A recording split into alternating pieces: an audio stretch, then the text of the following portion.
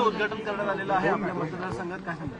आज आमचे खासदार अरविंद सावंत साहेब यांच्या हस्ते आणि इथे जे ओपन जिमचं आपण पाहतो सगळे इक्विपमेंटचं उद्घाटन केलेलं आहे. ह्या गार्डनवर आम्ही सतत काम करत आलेलो आहे. सुंदर गार्डन झालेलं आहे आणि असंच मुंबईत सर्व ठिकाणी आम्ही ओपन जिमचा प्रयत्न करत होतो. आता दिंडोशीमध्ये देखील स्वेट ऑन स्ट्रीट्स म्हणजे लोकांनी, मुंबईकरांनी रस्त्यावर येऊन थोडं एक्सरसाइज, थोडं क्रिकेट, फुटबॉल हे सगळ्या गोष्टी कराव्यात ही इच्छा होती आणि ह्याचा कार्यक्रम आम्ही पुढे नेतोय.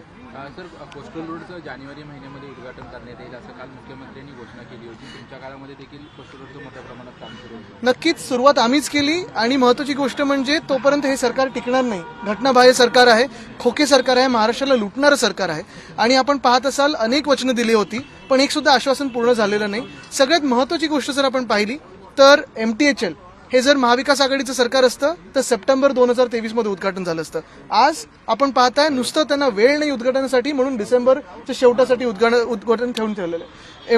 वरळी शिवडी कनेक्टर आज महाविकास आघाडीचं सरकार असतं तर ऑक्टोबरमध्ये उद्घाटन झालं असतं, अजूनही उद्घाटन झालेलं नाहीये. कोस्टल रोडचं डिसेंबरपर्यंत झालं असतं.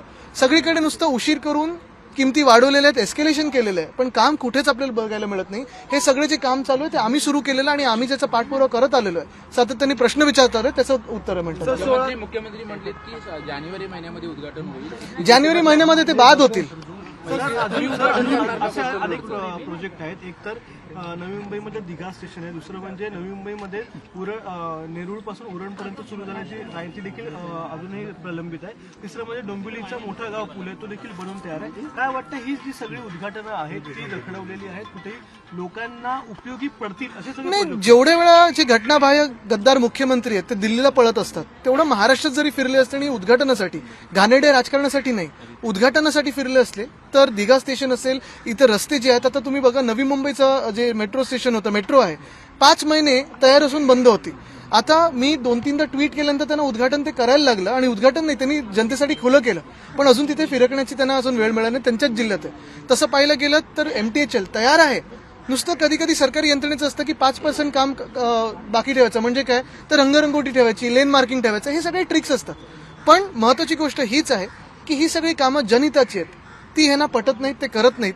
गुजरात हिताची कामं असतील, दिल्ली हिताची कामं असतील ते लगेच करतात पण महाराष्ट्र हिताची कामं कधी नाही करणार. 16 तारखेचा टीजर जो आहे तो आता एक मिनिट, उद्घाटन सोडा, 3 राज्यात मुख्यमंत्री कुठे जाहीर झालेत?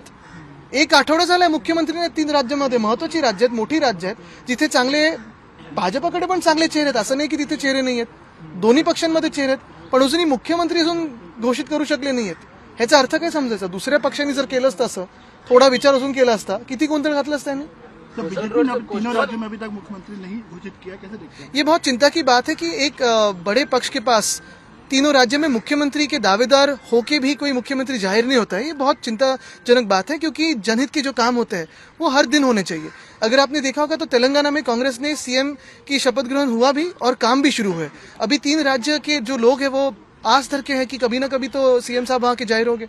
सर, प्रश्नावरती बैठक जी आहे ती सह्याद्रीवर पार पडली. कशावर? कांद्याच्या प्रश्न निर्यात जी बंद केली 31 मार्च पर्यंत ती बैठक पार पडली. शेतकऱ्यांनी आता सांगितलं की आठवड्याभरात हा प्रश्न मार्गी लागला नाही तर आम्ही रस्त्यावर पुन्हा होतो. काय झालंय, दुर्दैवाने अनेकदा शेतकऱ्यांनी आंदोलनं केलेली आहेत, अनेकदा सरकारला हाक मारलेली आहे पण सरकार, जसं मी सांगितलं की हे सरकार महाराष्ट्राचं नाहीच आहे. हे सरकार महाराष्ट्रातून दुसऱ्या राज्यामध्ये सगळं काही जाईल ह्याच्यावर विचार करत असतं. गेल्या 1.5 वर्षामध्ये आपण शेतकऱ्यांसोबत किती अनेकदा बैठका केलेल्या आहेत, बांधावर गेलेलो आहे, चर्चा केलेली आहे आणि ते मला हेच सांगतात सतत की उद्धव साहेबांनी दिलेली कर्जमुक्ती आमच्यापर्यंत पोहोचली पण ह्या सरकारने आम्हाला 1 रुपयाची मदत केली नाही. अवकाळी पाऊस होऊन गेला, गारपीट होऊन गेली, दुष्काळ आलेला आहे, सुखा दुष्काळ, ओला दुष्काळ सगळं झालेलं आहे. घोषणांमागे घोषणा होतात पण अजूनही कुठेही मदत झालेली नहीं है.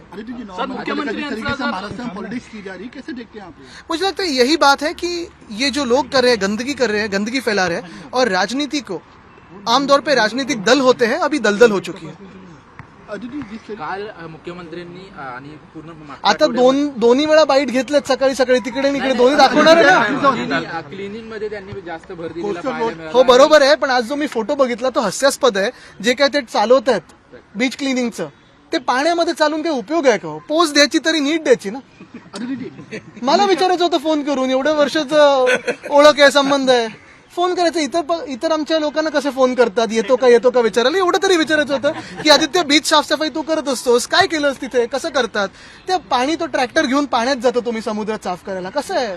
म्हणजे काय आता हास्यास्पद गोष्ट व्हायला लागली. मी ठरवलेलं याच्यावर बोलायचं नाही, कारण मी सकाळी पहिला फोटो बघून हसायला लागलो, पण बोललो ठीक आहे चला आता. भाजपा के नेता नीतीश यादव कह रहे हैं आदित्य की जो नया साल है वो जेल में होगा. कुछ कई लोगों पे अपने लेवल पे रहना होता है और उन पे जवाब नहीं देना सर होता. तुमच्यावर सतत आरोप जे आहेत ते भाजपकडून केले गेले आहेत. तुम्ही उत्तर देताना पाहायला मिळत नाही. काय आता मी तिथे दिनदोशीचा बाईट पहा आणि सतत उत्तर दिलेलं आहे. महत्वाची गोष्ट हीच आहे. पहिली गोष्ट म्हणजे ज्या लोकांना भाजप घाबरते आणि नुसतं आत्ता नाही, गेले 20-25 वर्ष मी पाहतोय, जवळून पाहतोय, युतीत असताना पण पाहतोय, ही त्यांची स्ट्रॅटेजी असते. घाणेरडे आरोप करा, बदनाम करा, खोटं बोला, रेटून बोला. ज्यांच्याबद्दल त्यांच्या मनात भीती आहे त्यांना असंच सतवलं जातं आणि असंच बदनाम केलं जातं. नुसतं मी नाही, अनेक लोक आहेत. मग तुम्ही कितीतरी लोक या देशात काढा जे विरोधी पक्षात असतात, आरोप केले जातात, घाणेरडे आरोप केले जातात, पण ज्यांच्यावर असे आरोप करतात की दाऊदचे पार्टनर आहेत, 70,000 कोटीचा घोटाळा केला वगैरे, सोबत आल्यानंतर बरोबर उपमुख्यमंत्री, मंत्री, मुख्यमंत्री करतात. ही भाजपची स्ट्रॅटेजी आहे. वॉशिंग मशीनचं पूर्ण हे आहे. पण ये डर अच्छा आहे. ज्यांना घाबरतात त्यांच्यावर असे घाणेरडे आरोप करतात. हमेशा मूर्खच बनने वाला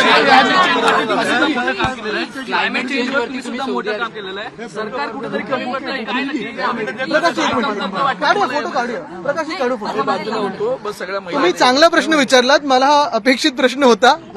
महत्वाची गोष्ट हीच आहे की आता 2-3 दिवस आम्ही COP28 दुबईमध्ये होतो. आपल्याला आठवत असेल COP26ला स्कॉटलंडमध्ये असताना महाराष्ट्राला जे आम्ही महाराष्ट्रासाठी काम करत होतो पर्यावरणासाठी महाराष्ट्रातून, त्याच्यासाठी आपल्याला अवॉर्ड देखील भेटलेलं. यावेळी थोडी धक्कादायक गोष्ट होती की कुठचंही राज्य सरकार नव्हतं, तरी देखील आपण पाहतो की जागतिक स्तरावर पर्यावरणाची एक जी अवेअरनेस आहे, माहिती आहे, ती वाढत चाललेली आहे. साधारण लाखभर लोक होते.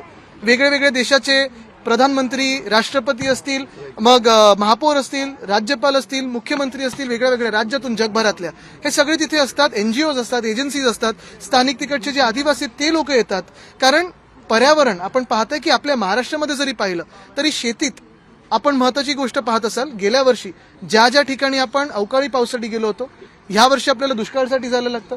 कधी कधी 2 सीझनमध्ये देखील कधी गारपीट होते, कधी पावसाळा होतो आणि हे वातावरण बदलत चाललेलं आहे. धोक्याची गोष्ट हीच आहे की आपल्यासारख्या देशामध्ये जिथे 100 कोटीहून जास्ती लोक आहेत, एक महत्वाची गोष्ट म्हणजे आपले ॲस्पिरेशन जे आहेत, आपल्या इच्छा ज्या आहेत त्या विकासाच्या आहेत. आणि हा विकास शाश्वत असावा, सगळ्यांसाठी असावा, ही महत्वाची गोष्ट आहे. कारण जर तळीसारख्या गोष्टी घडायला लागल्या, आपण पाहतोय की आपल्याला स्थलांतर करायला लागतं.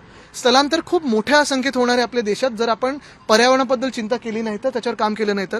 एक कृषी क्षेत्र आहे ते कोलमडेलच. दुसरं म्हणजे शहरं कोलमडतील.